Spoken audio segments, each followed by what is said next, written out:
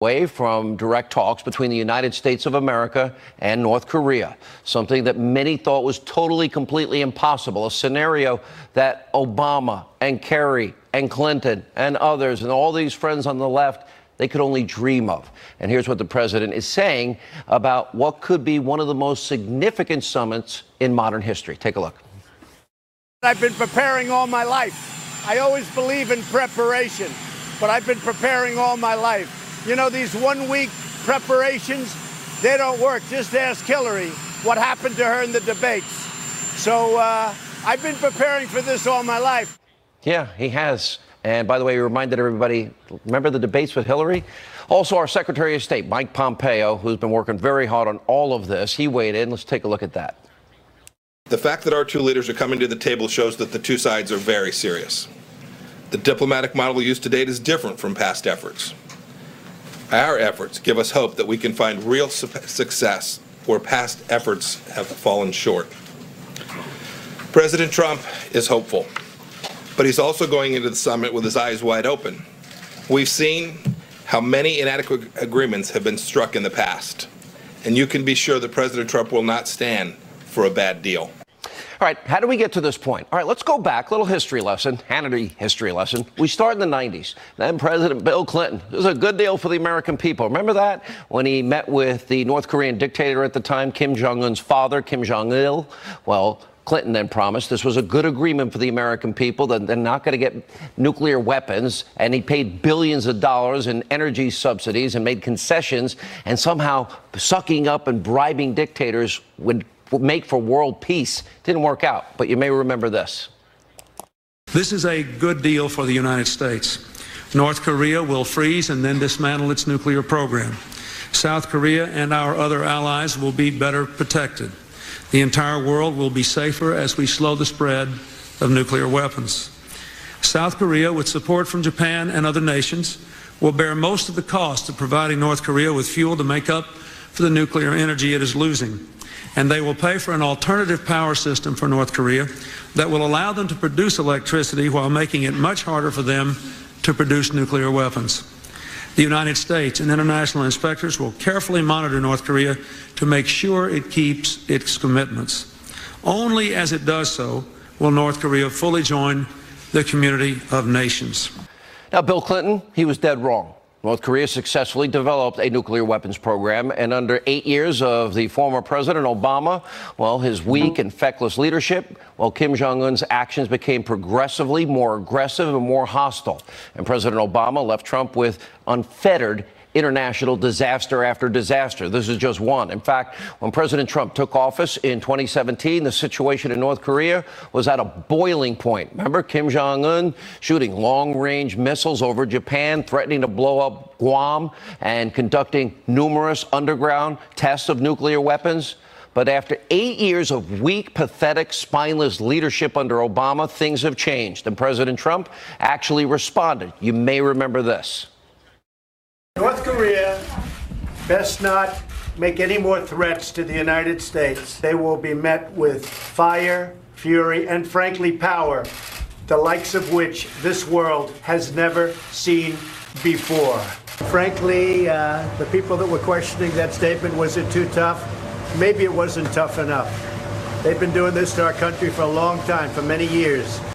And it's about time that somebody stuck up for the people of this country and for the people of other countries. And what they've been getting away with is a tragedy, and it can't be allowed. If anything happens to Guam, there's going to be big, big trouble in North Korea. If he does anything with respect to Guam or any place else that's an American territory or an American ally, he will truly regret it, and he will regret it fast. Rocket Man is on a suicide mission for himself and for his regime. Now, of course, the president then backed up his tough rhetoric with action, and he sent multiple carrier strike groups to the region. He conducted numerous military drills, ramped up devastating sanctions against North Korea, and, of course, put a lot of pressure on North Korea's biggest ally, China. And he forged a great relationship with the Chinese president. What this is called, these words are peace through strength. And by the way, it sent your mainstream corrupt, destroy Trump media into literally a hysterical fit. You can't make this up. Take a look. The idea of a nuclear showdown with North Korea keeps you up at night? I would recommend deleting your Twitter app. He is not merely being cavalier with a threat about nuclear war. He's being cavalier in a way that makes him seem demented. These are the messages from a person who is not well, from a leader who is not fit for office. President Trump is goading Kim Jong-un to test a nuclear missile again, to prove its reliability, to show him wrong. And fundamentally, I think it comes across as two kindergarteners who are jostling each other, except that each has nuclear weapons. Well, here's too late after 100,000 Americans die. After a nuclear holocaust. Or after a million die in Seattle. And that's where we are. This is not an exaggeration. Trump's comments about nuclear weapons have experts worried he could literally inadvertently trigger a catastrophe.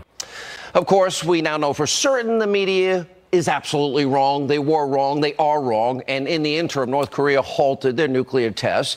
All ICBM tests done. They returned 3 American hostages. They agreed to discuss now the complete denuclearization of the Korean Peninsula in exchange for no concessions. Remember, he crossed over the DMZ into the arms of the South Korean president, and he dismantled one of his nuclear test sites.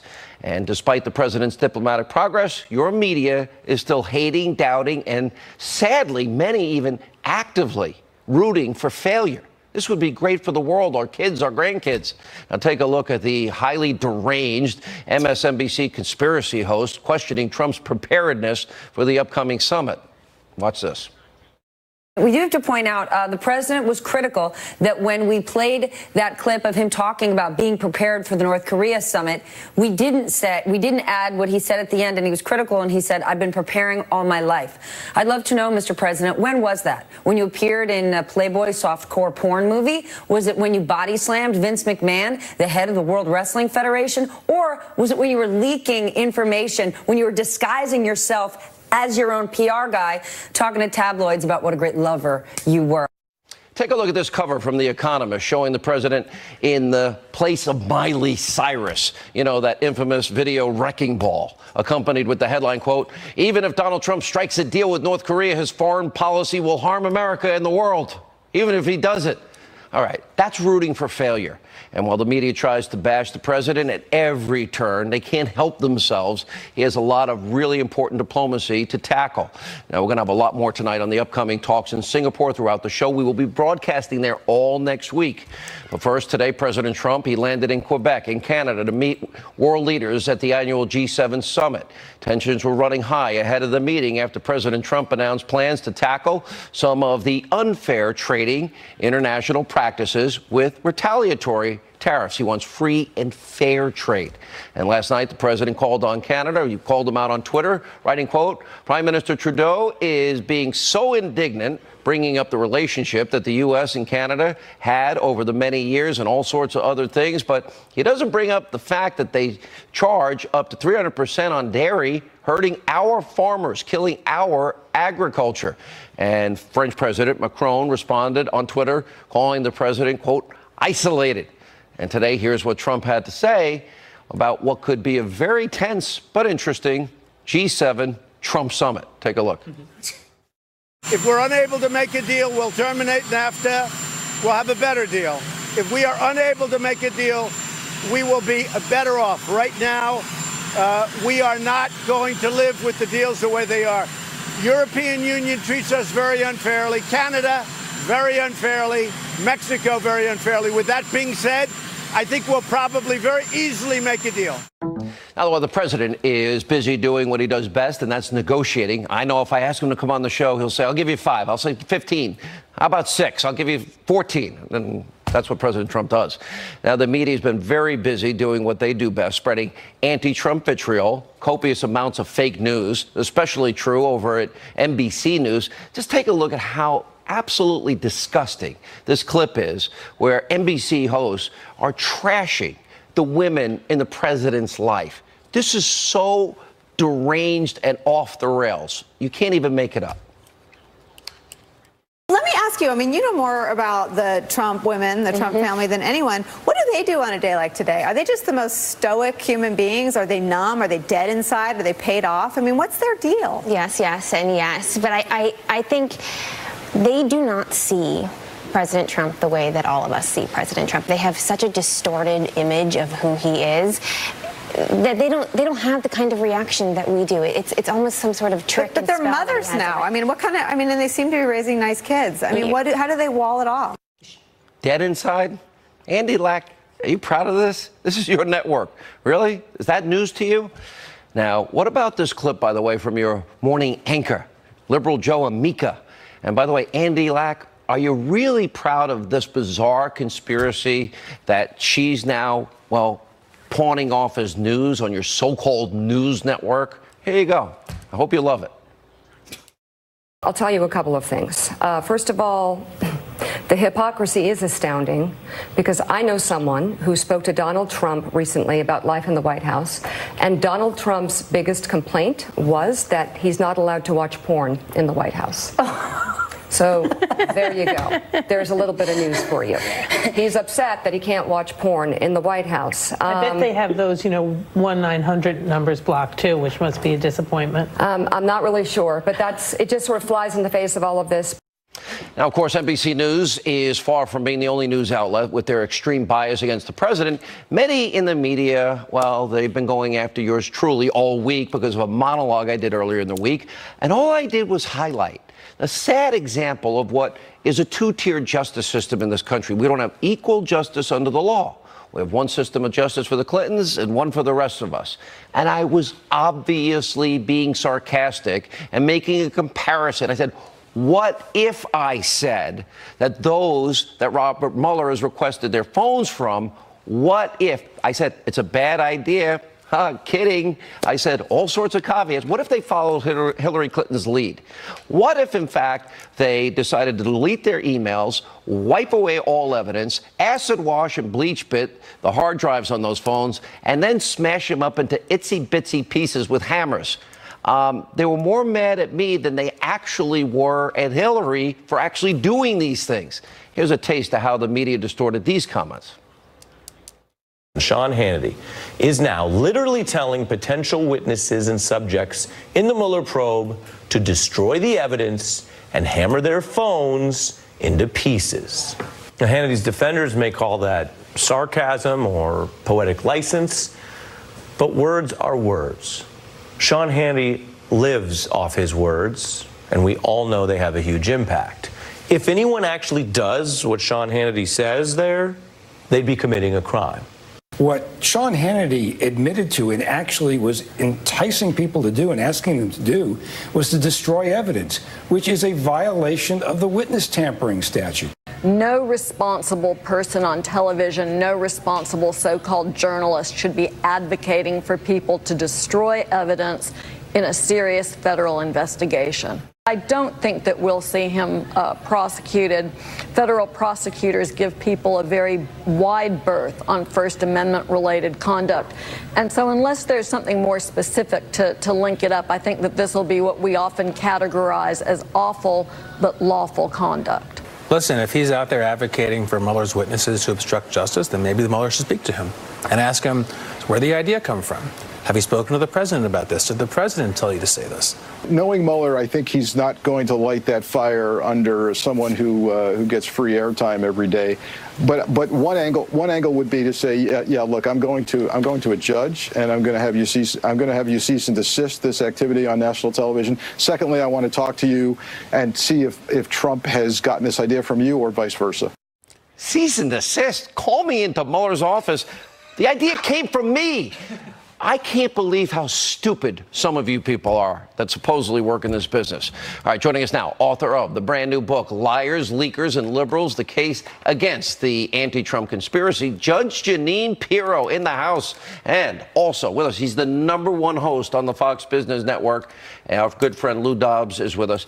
Okay, if I actually said, if I said, then I said, I'm kidding. I said, bad idea. It's not going to work out well for you. And then I go through everything that Hillary did, but they're more mad at what I was how did they not get it? Well, they don't get it because they are so consumed with the Trump derangement syndrome that it doesn't matter who is right and who does wrong. The issue for them is if you say anything, they're going to hate you for it. Whereas one of them just said, I wrote it down, where did the idea come from? From me. No, the idea came from Hillary Clinton. It was a joke on what Hillary Clinton exactly. did. Well, that's the point. She did these things. She got a warning. Look, you better trash your She phone, broke the delete law. your emails, destroy the evidence in case we come for you, but we're not really coming for you.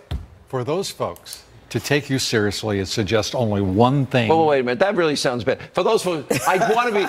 All right, that moment was sarcastic as hell. Absolutely. As a matter of fact, I heard you live, and it was a funny bit. It was terrific. Yeah.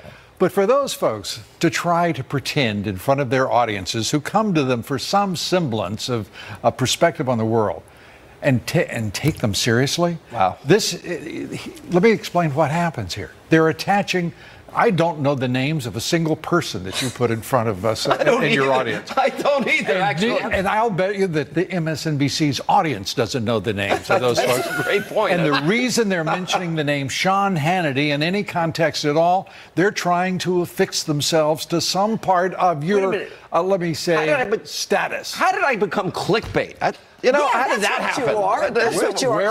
That's all it is. Proudly, I guess. But the whole idea to say that women who support Trump are numb or dead inside. How dare you trash the women in this country as dead inside because we don't agree with you? Right. We're not criticizing Anybody watching you right now knows that that's a false statement. I'm not dead you're inside? very alive. Yes. All right. What a historic week, Lou, we're heading into. You bet. There's no risk to the president here. He's managed expectations. I'll walk out. Maybe it needs 5 meetings. He's not going to sign a deal, but maybe we can end the Korean War. The president has communicated this week in his body language, his words, his actions, just how on top of his game he is. This is a president who has not only had the most historic list of achievements of any president since Franklin Delano Roosevelt in less than a year and a half, but he has also grown immensely as a leader. Now, this is a man who's a natural-born leader. He's led business. He has led the country. I'd argue he's figured it out. Oh, this is a man who's found his voice. Yeah. He knows he's known who he is throughout, and now he knows the job. And that means if you're Ryan, you're McConnell, you're Schumer, you're Pelosi, run for cover, because he's going to have his way. It's especially sad that Republicans, this is their best opportunity. All they got to say is, this is a great agenda. Look at the economy. Look at foreign policy. Everything's getting better. They should be happy and want to be a part of it. Paul Ryan can't stand the fact that he doesn't amount to shoelaces on the president's... scared me a little bit there when you shoelaces got close. Sometimes I get caught up in those sibilants because I'm so used to going other places rather than I've heard it, Lou. I've watched in person. Let me ask you, not only the North Korean summit, but now we got this IG report. I have a problem with the timing of the release. 18 months, and we're going to release it 2 days after the summit. The leaks that I hear, insubordinate with James Comey, are they going to tell us the truth? Hillary broke the law. Hillary committed felonies. Hillary obstructed justice, and Comey, Strzok, and others put the fix in and wrote her exoneration months before they ever did their investigation. Look, here's the truth. The Inspector General has no power. It's almost as though you want to say, thanks for the report, but where's the beef? You know, he doesn't have the power to indict. Should James Comey be indicted? The question, based on what I've heard, is yes. Remember, McCabe got the criminal referral after the IG report. We'll get into this with Sarah and Greg next. Comey will too. I think so. I think you're right. They have to. I think Comey, Strzok, McCabe, all in deep trouble. Will they turn against someone they already higher? Have. Look, why do you think they're building a proffer with McCabe now? Higher. Well, that was the latest Strzok page text said it's being directed by the White House. What did Obama know? President Obama know? That's and when did he know it? When did he know it? Agreed. You want immunity? Hit the guy on top. For somebody that's really dead inside, you're doing really well. You know, Thank you. I'm sorry. You know I'm kidding. All right, Lou, good to see you too. Great to see you, Sean. All right, when we come back on the special edition of Hannity, Sarah Carter, Greg Jarrett, they're going to preview all of this from the legal standpoint and the investigative standpoint.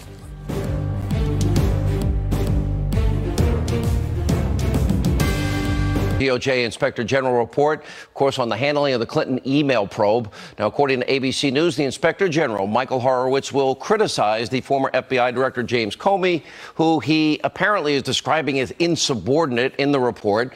And Horowitz will also criticize former Attorney General Loretta Lynch and former Deputy FBI Director Andrew McCabe. However, I'm sure whatever the findings are, the media will be sure to cover it up. And why did they release it the same week of the summit?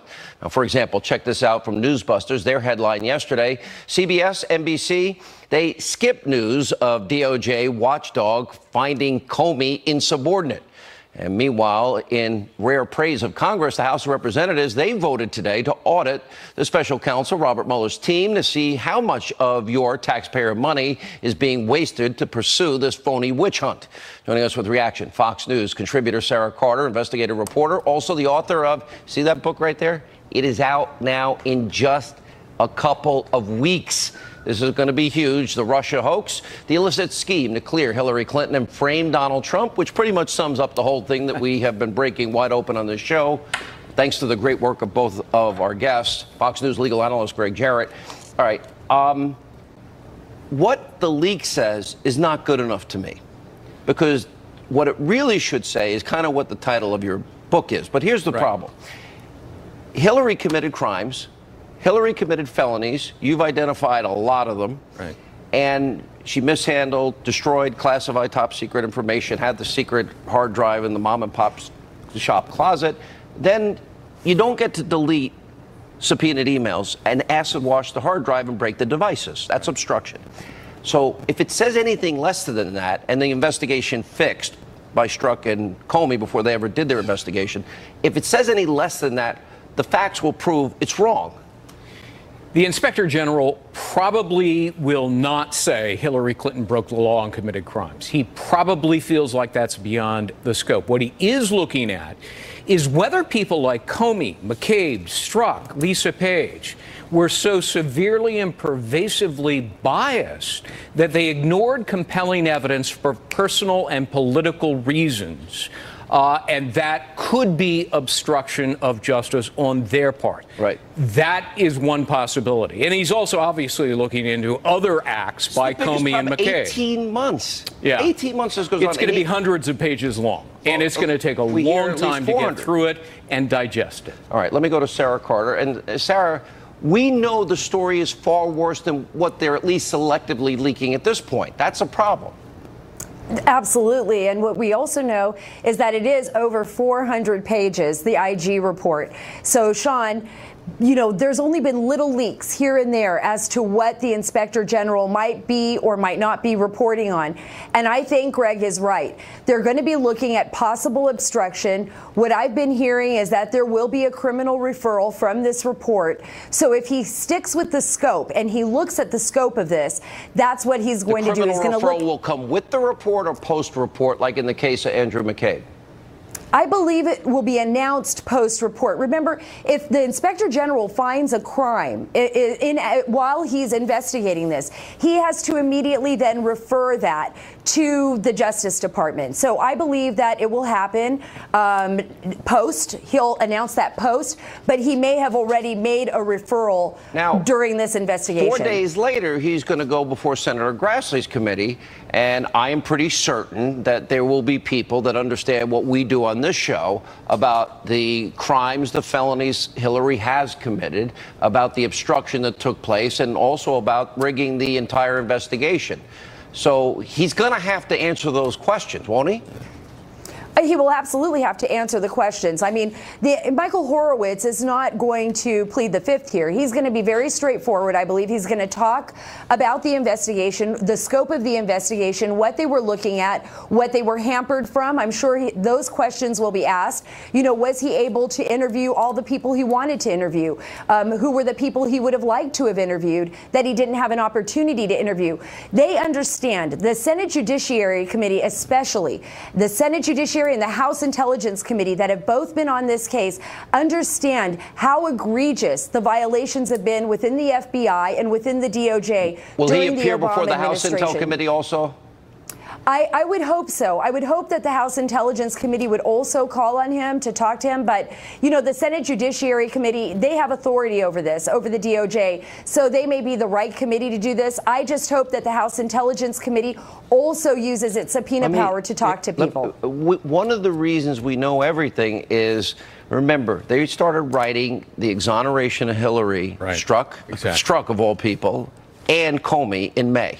Right. They interviewed Hillary the 4th of July weekend. Right. July 5th, they exonerated her. Right. After he spent this long, Comey gave us the truth of all the laws she broke, but just chose not to. It appears to have been a sham investigation and a charade with a predetermined, preconceived outcome. And so you could expect Grassley and other senators to question Horowitz and others later on about the exoneration statement. How could you write a statement of exoneration 2 months before you interviewed 17 key witnesses, including the target Hillary Clinton? Who changed the language from criminality originally to absolution? And why was that decision made? Why did they take out that 5 or 6 foreign intelligence services that hacked into it? And why were, 5 people on Hillary Clinton's staff, aides, given immunity? Why were 2 of them allowed to be there while she's being questioned, and yet they're witnesses? Never heard of a All of this conduct makes no sense. It was taken out of the field office. Right. And the top, they decided to take it amongst themselves. What about, if you had to guess today, and we'll know by this time next week, criminal referrals, who would you say? Well, we clearly know already McCabe is the subject of criminal What about referral. Comey? I think there is sufficient evidence for various criminal referrals, including what I regard as theft of government documents and the leaking to an unauthorized individual. Struck in Page. I see obstruction of Loretta justice. Lynch? I'm not so sure about her. A little dubious. Misconduct, but maybe not criminality. Who would expect a criminal referral, Sarah, if you had to predict today? I would definitely say Comey and McCabe are at the top of my list, and Peter Strzok, number 3. All right. I think I'm with both of you. Thank you both for being with us. We're going to busy news week. Wow. Next week, we'll be in Singapore. All right. When we come back, the president broke so much news today about Mueller's witch hunt, a variety of other topics. We're going to tell you what he's saying. That's straight ahead. We're glad you're with us. A preview of a huge week next week. Live from America's news headquarters, I'm Jonathan Hunt. President Trump and French President Emmanuel Macron talking on the sidelines of the G7 summit in Quebec, Canada. Mr. Trump has recently angered allies with new tariffs on steel and aluminum imports from Canada, Mexico, and the European Union. Following their talks, Macron said there's a way to make progress on trade and that they had an open and direct conversation.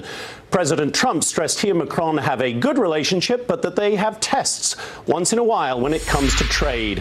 Fans around the world mourning Anthony Bourdain, the globe-trotting chef who explored culture through cuisine. The 61-year-old was found dead from an apparent suicide in his hotel room in Strasbourg, France. Bourdain's death comes just days after designer Kate Spade also took her own life. I'm Jonathan Hunt. Now back to Hannity.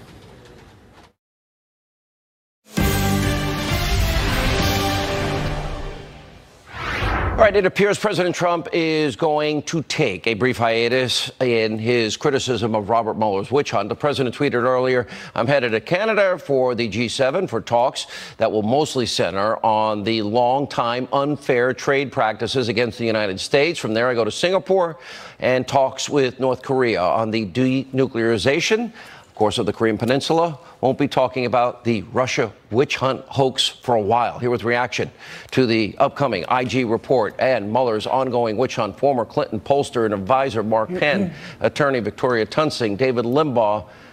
Well, I got to say about David and Victoria and pretty much everybody, I have the best lawyers in the world. They've done legal work for me because if I don't say it every time, the left-wing media has a heart attack over nothing. But good to see you all. David Limbaugh, let me start with you. We know crimes were committed here. Now the president is moving into the opportunity to make some significant changes that will impact the entire world, our kids and grandkids. But the witch hunt continues. Smart of him to just let it go for a while? Yeah, I think that the media will never let it go, and Trump can re-enter the fray anytime he wants to. I think people have underestimated Trump on foreign policy and treat him as a comic book player. I admit, I'm surprised that he is as good as he is. You know, when he made that comment on foreign policy, when he made that comment about not preparing, what he meant was he has negotiated all his life. He didn't mean he wasn't going to bone up on North Korea, South Korea, and U.S. history. And, you know, I'm so impressed. He said he was preparing his whole life. Yeah, and look at the way he's a realist. He's willing to walk away. Look how calm he is. He doesn't, when he belittles Rocket Man when he needs to, but otherwise, he's very serious, and he's enticed him. I think Trump is seen as a capitalist. Yeah. I think Kim Jong-un is worse shape than he's ever been in, and he's enticed by the prospect of China and the United States helping him rebuild his dark, dark country. Is he started to purge some of the old holdovers that, you know, would be so rigid against change. Let me go to the IG report, another big story. And look, you're a longtime Clinton pollster, Mark. You've been there. You've been critical. David and Victoria will tell you that Hillary violated multiple laws, server, literally having top secret classified special access program information on an she mishandled it, destroyed it, covered up, obstructed after subpoenaed deletions and all that. Do you agree with that? Because that's what I think, that if we know the truth, that's what the IG should say. How do you feel about it, having worked for them so long? You know, first, let me say on the eve of these summits, I hope the president will have discipline with his Twitter account. I hope Giuliani will have discipline. I hope Schumer and Pelosi will have discipline, so that we as a country speak with one voice against a dictator for something that can affect all of our children for a couple of days. And I think it will require that kind of discipline. Now, when this report comes out a couple of days later, this report is actually not going to be about the Clintons. It is not going to be about whether the Clintons did or did not commit anything. How was it handled or mishandled? Well, yes, but it's really about whether the FBI did its job properly or improperly. That's what this report's going to be about, and I think that's what we're going to have to take away from this, because that will tell us if they didn't carry out that investigation fairly, what makes you think that they carried out the Trump-Russia investigation fairly? And you've been that, very outspoken and critical as a Democrat, and I got to give you credit, because this is bad for the country, and this can't stand. Well, you know, because I think our Constitution is being stepped on, Sean, and we really have to be on guard here that presidents can do their job without the constant threat of investigations for everybody in their administration, for everybody in a campaign that go on without end, because I can tell you, I've been there. I was with the president in '98. It did not help the country that we wasted a year on that. It did not help the country that we wasted a year on this. And we shouldn't be wasting another year in the absence of really compelling evidence, which we have not in any respect seen. Let me go to you, Victoria. I think the evidence is incontrovertible, but Mark is right. The report will deal mostly with the investigation, but there were underlying crimes. The facts are not even in dispute. James Comey laid them out 2 days after they interviewed Hillary, but they were writing the exoneration months before. What do you expect, and how should this be handled if, in fact, crimes were committed and then the investigation rigged? Well, Sean, I'm going to tell you what I'm more concerned about is this Trump collusion investigation that's just a mockery, and how the Republicans are failing us. The Republicans in Congress are not doing their job. I have some very good sources. And let me tell you that Speaker Ryan and Trey Gowdy decided that it was not in the moderates, the Republicans' moderates' interest for the fall election that it was bad politics to be at odds with the Justice Department and the Democrats on the 2016 election.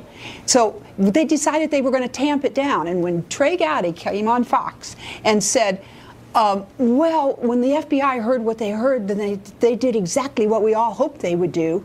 No, he was tamping it down, and they were not doing what we hoped they'd do because they did not follow protocol. They are supposed to go to the American and say, hey, do you know that you're being targeted by the Russians? But not only that, Trey Gowdy said that without any other knowledge whatsoever. And do you know why, Sean?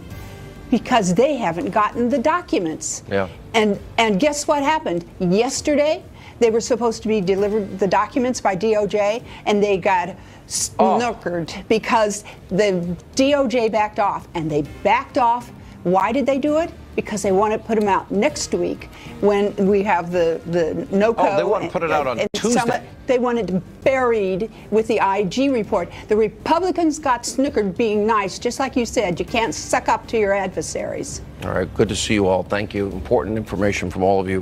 When we come back, Monica Crowley, Danielle Hoffman on the president's historic upcoming summit. We'll be in Singapore. We hope you'll join us all next week. IG report, Singapore summit. It's going to be a pretty busy news week. Stay with us.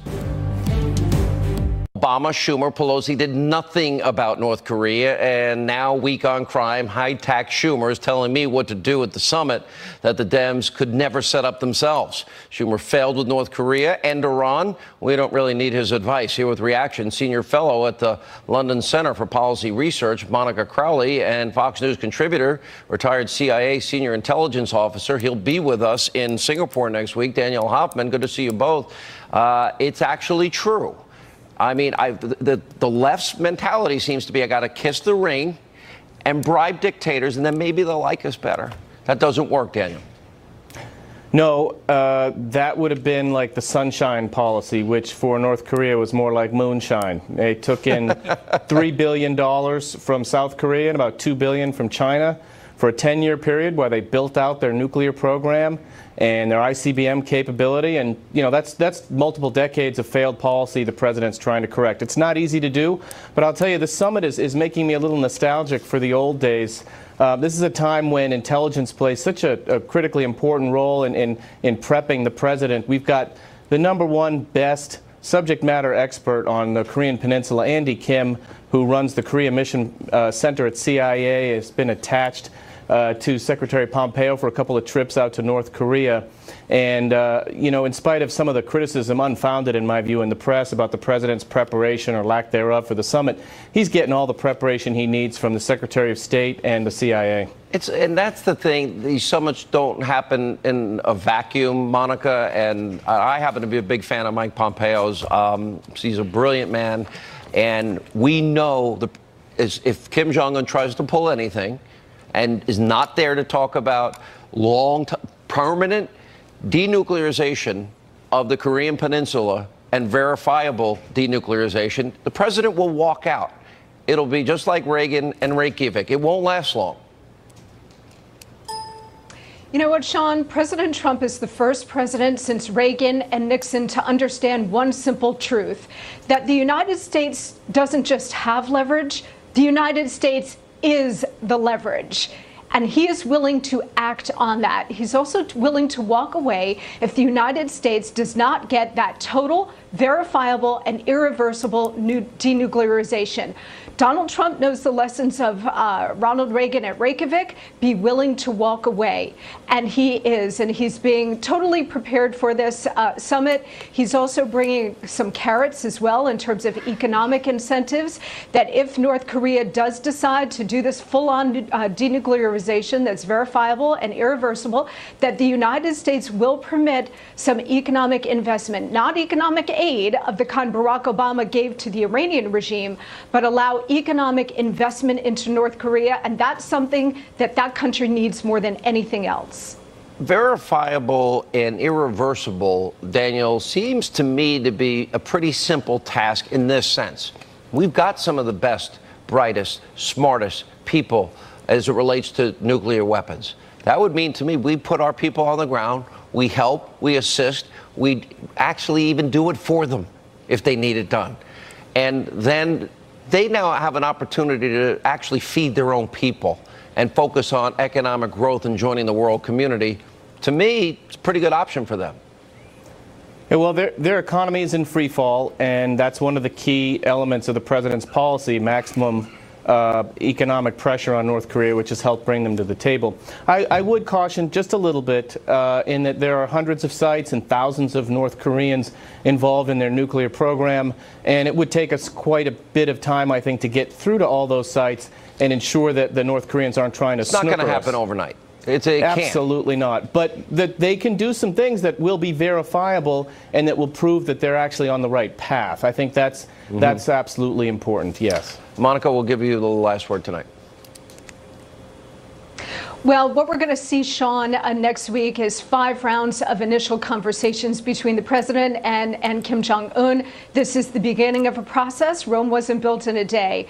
But I think the fact that this president, new sheriff in town, was able to get to this point is an astonishing achievement. And it has to do with the maximum pressure, not just on the North Korean regime, but also on the Chinese regime as well. And the Chinese have been untold part of the story here, his relationship with the Chinese president.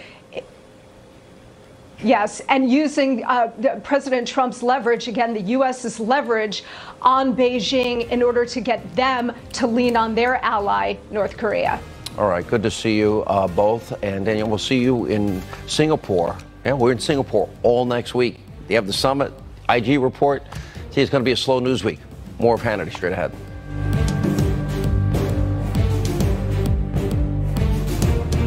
In a very, very, well, it's a profile and courage letter. Charles Krauthammer revealed that his cancer has returned and his doctors are now telling him he only has a few weeks left to live. He wrote in part, "I leave this life with no regrets. It was a wonderful life, full and complete with the great loves and great endeavors that make it worth living. I'm sad to leave, but I leave with the knowledge that I lived the life that I intended."